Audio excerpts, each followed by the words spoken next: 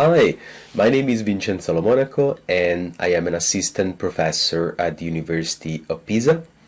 Today I'm going to talk about distributed continual learning, challenges and opportunities.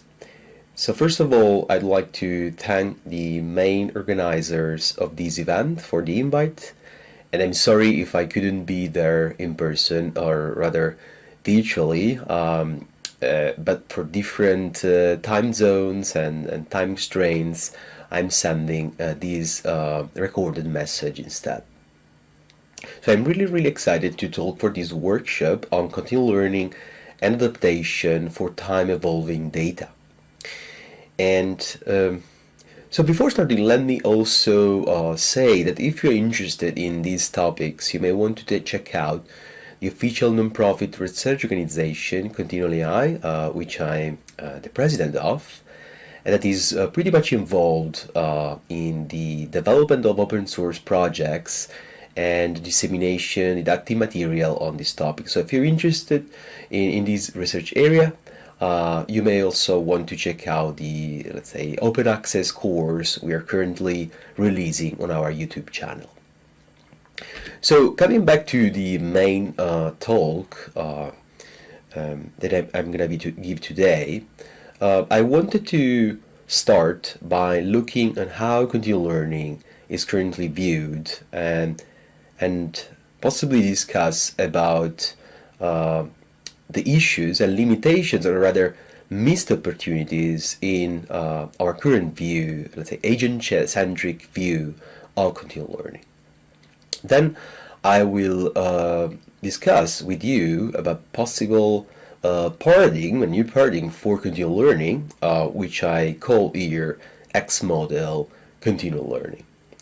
And finally, we will discuss as a summary the main interesting aspects of distributed continual learning, let's say, are rather interesting topics and intersection with respect to continual learning and distributed learning, and the different opportunities and challenges that lie in this nice juicy spot.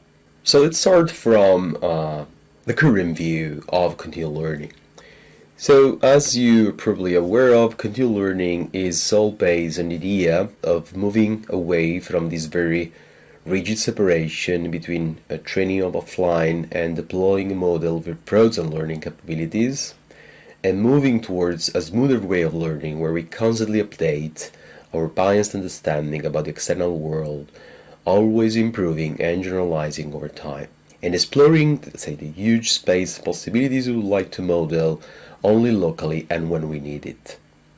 So more pragmatically, this means that as we are learning a particular mapping function from the XY to the YY distribution, and what we would like to do is to update this mapping to handle also another couple of distribution as it is described by a new set of observations that are available. And we would like to update this model continually without access anymore to the previously encountered data. So this is quite a biologically inspired view of continual learning, where we have this brain, this mapping function, this parametric model that is updated over time and is exposed to new observations, directly interacting with the environment and drawing new samples from the same. So we may see continual learning as the latest evolution in a trajectory towards more and more biologically inspired, neuroscience-grounded approaches of AI, which are also more practically functional. They're able to solve more and more complex tasks. So in this image, and please take it with a grain of salt, I depicted a few approaches in AI and with neural networks here, these red dots, showcasing how adding more and more components that are biologically inspired has allowed us to access, and unlock the resolution of more and more complex tasks. So based on this view, continual learning not only has been inspired by biology and neuroscience, natural learning, but it's also a drive towards, let's say, smarter machines. So based on this idea, many researchers have defined and understood and studied continual learning with this agent-centric view, a single agent that is exposed to a stream of experiences. So these packages of data which contain several examples we can process together. And each of those experiences, E of I, may contain let's say input data and targets and eventual additional supervised signals like the task information, may contain simple static patterns or sequences and anything actually. But again, the main focus of continual learning has been always the one of acquiring information from raw data encountered over time.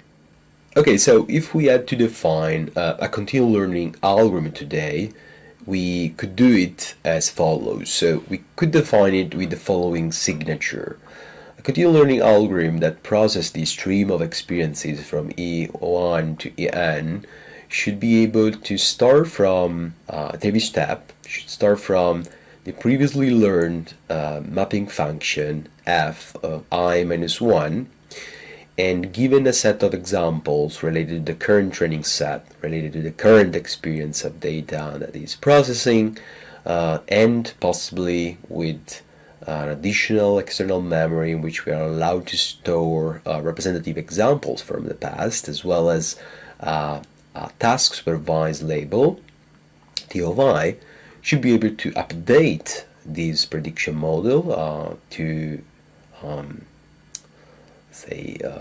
add the newly acquired information, knowledge, and skills, F of ICL, and possibly update the external memory M of I to this recent exposure of new observations.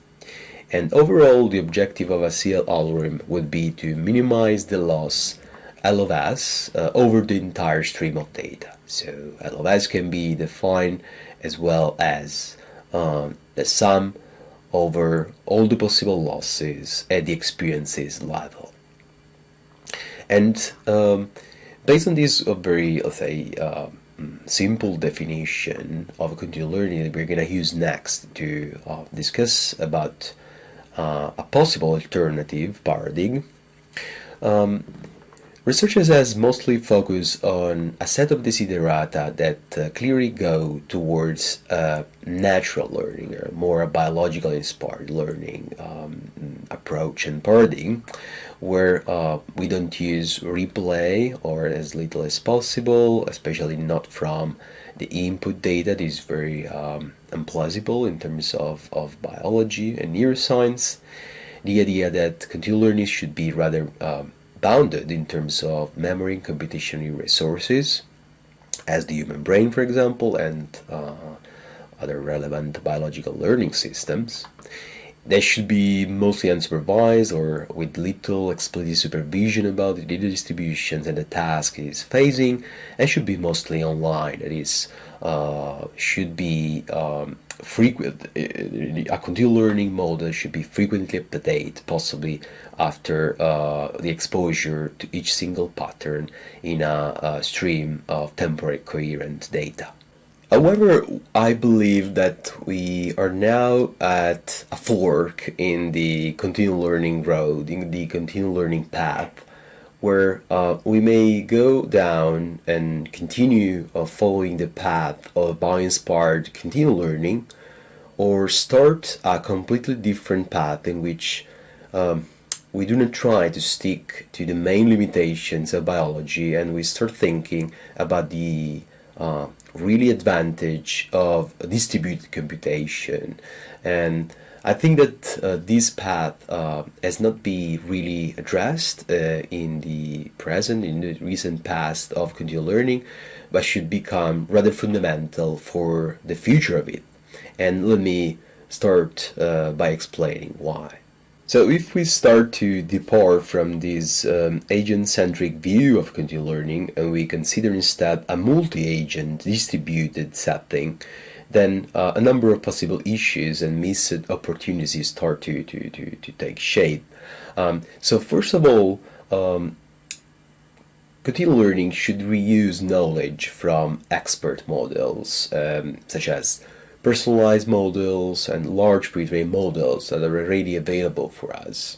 So there are a number of let's say, compressed knowledge that will be and is already available for us in the world that someone else has already learned, and we should try to integrate into our knowledge base, knowledge of our preferred agent. At the same time, agents in this distributed environment should be able to learn in an independent way with different objectives, and also to share knowledge in an efficient way at the same time. And so one of the main limitations of an agent-centric view is that no matter how good a continual learning algorithm is, it is subject indeed to the quality of the stream of data that is able to process. And this data may be really noisy and redundant in its, let's say, high-dimensional perceptual data quality, and also may be subject to different limitations in terms of throughput. So a single agent will be very difficult, will find it very difficult to learn from this source of data by trial and errors. So this is quite inefficient, isn't it? At the same time, if we consider only this way of learning continually, then we're always subject to some privacy limitations and privacy leaks, as we can only process raw private user data over time. So with a model that should be able to learn from this data, we cannot satisfy any specific, let's say, privacy constraints by design. Okay, so let's start by defining a simple yet new paradigm for continual learning, which I call here X model continual learning, with X coming from Latin and meaning from. So continual learning from model instead of raw data. And as you can see here depicted in this slide, so we're essentially moving from this idea of a single agent that processes a sequence of experiences and encounter essentially within each experience a set of possible raw examples that maybe it can sample directly from the environment. And instead we are moving towards the idea of having an algorithm that is able to update its prediction model, having access to a new expert model that is encountered over time. So this is a quite powerful and flexible formulation that allows to define, as we always seen essentially, continual learning in terms of let's say, objectives, metrics, but opening the idea of learning for compressed knowledge and compressed representations, and also going towards the direction satisfying the issues and missed opportunities that I described before. Because of course, this way we are able to learn from expert models that have been already trained by someone else in the world, and we're able to possibly efficiently integrate new knowledge from those models, from those expert models, instead of reducing our idea of learning continually just from raw data that is very inefficient. And we're able to work within a specific distributed learning setting in which we can indeed have different objectives from other agents, but at the same time you're able to share very, very efficiently let's say, knowledge and skills required, but also maintaining quite a lot of privacy by design, since we never are allowed to share the private data on which this information has been distilled. So in this formulation called ExModel Continual Learning, we never get access to the original data, as we already mentioned, and we cannot maintain, as it happens also for continual learning from raw data, all the experts into memory. So we cannot reduce our strategy in just maintaining a set of, let's say, of experts model we have collected over time in our stream.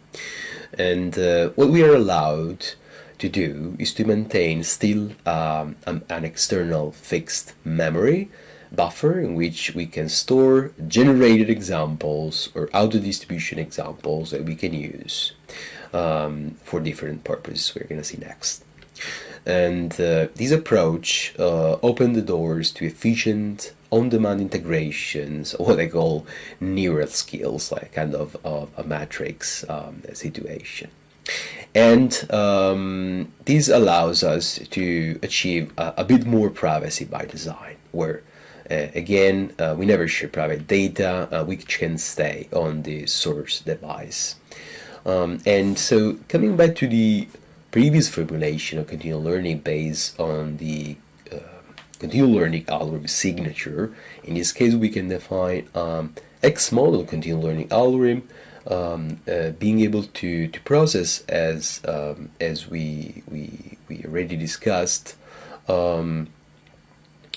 a set of experiences, but for each experience now, instead of having access to a set of training examples, we have access to a particular expert f of I s, and again we may have access to a particular task label if you're in a task incremental setting or similar, and we are allowed to maintain this external memory as we would do in normal continual learning.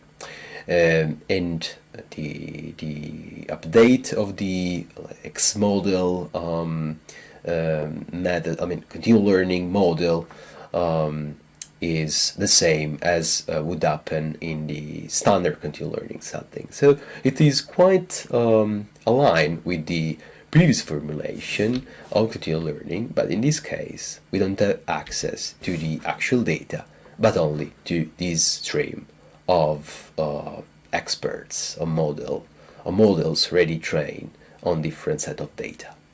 Okay, so now you may ask how we can actually develop a strategy for learning continually from models.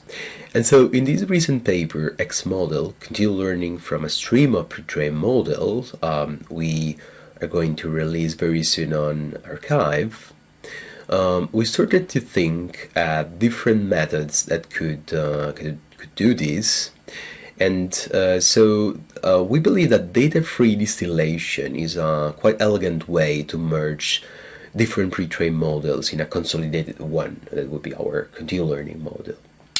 The problem is that we cannot allow ourselves to consider generative models that are quite powerful in generating data that can be used for distillation, as we would like to stay agnostic with respect to the protocols used during training. That is, we would like to consider a scenario in which these different agents, they are not necessarily coordinated from a single stakeholder, but are rather part of a distributed and self-adjusting and coordinating network that is allowed to share knowledge, but not is forced to follow a specific training protocol or maybe a particular model topology. And so the ExModel distillation pseudocode that you can see on the right is quite intuitive. So essentially from each of those experts, we are allowed to generate a set of examples that would be representative of the knowledge encoded into these models. And with different data priors to maximize the diversity also of those examples, we may store these synthetic generation or even auto-distribution examples that we think are relevant into the external memory of fixed size we are allowed to maintain. And then with this data we are allowed to produce knowledge, to go through a knowledge distillation, trying to distill a new model based on the continual learning model updated so far and the new available pre-trained model expert that we get from the stream of experiences. And okay, these are some results, some preliminary results that we list in our paper with MNIST and Cypher 10. And so here we report the different accuracy results at the end of the training on the overall stream of experiences, so the whole test sets of each of those experiences. Three main baselines, for example, based on ensemble average and minimal entropy and a basic oracle. So these are not X model, let's say, continual learning strategies, because they have access to the actual original data. And then we have a basic dump, let's say, control baseline that is just doing a parameter averaging across all these different experts over time. And then we have our three main X model distillation strategies. The first two based on two different algorithms for synthetic generation and inversion, let's say, of the discriminative model to generate synthetic patterns, and essentially distill, extract knowledge from these experts.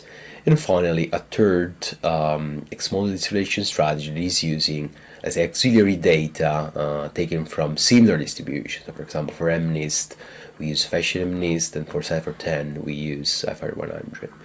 And so, as you can see, the results related to the X-model distillation algorithms are quite low with respect to what we would expect for I don't know, MNIST, new classes, as is like class incremental MNIST and class incremental Cypher 10, but nevertheless they show interesting results in terms of well above average random accuracy, and quite performing if we have access to these auxiliary data related to similar distributions. So model distillation seems to be quite a complex task without access to the original data, and the examples generation from a non-generative models is also very challenging, especially in terms of quality and diversity of the data generated. So paradoxically, learning from models today is also less efficient than learning from data. And this is due to this difficult formulation, general formulation that is quite powerful, but at the same time quite difficult to tackle today. And so some efficient selective pruning plus ensembling methods may be interesting to pursue, I guess, in this area, other than just distillation strategies and more advanced distillation strategies. And I guess some relaxation of the problem, for example, assuming a shared protocol for training the experts on the different local data may be useful and may significantly reduce the overall problem complexity. But looking at opportunities, I believe X-model continual learning may provide a nice and interesting way to remove the limitations we are currently facing in distributed learning as well. So, for example, in federated learning, we often are limited by the high frequency of the updates that are required. So there's the need of a frequency synchronization across the different devices with the use of a large bandwidth and a stable connection, and mostly with this idea of a shared single stakeholder training protocol to handle all these different devices. Federated learning also assumes homogeneity in terms of model architecture, as it's not able to handle natively, let's say, non-stationarity.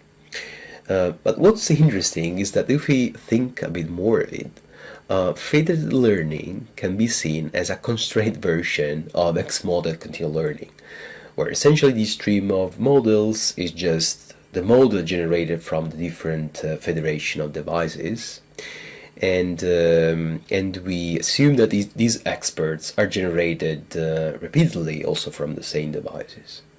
So X-model continual learning may also open the path to, let's say, distributed and decentralized marketplace of pre-trained knowledge, compressed knowledge for AI systems. And I think this is quite interesting, especially considering knowledge sharing and how it will happen with a world populated by distributed AIs.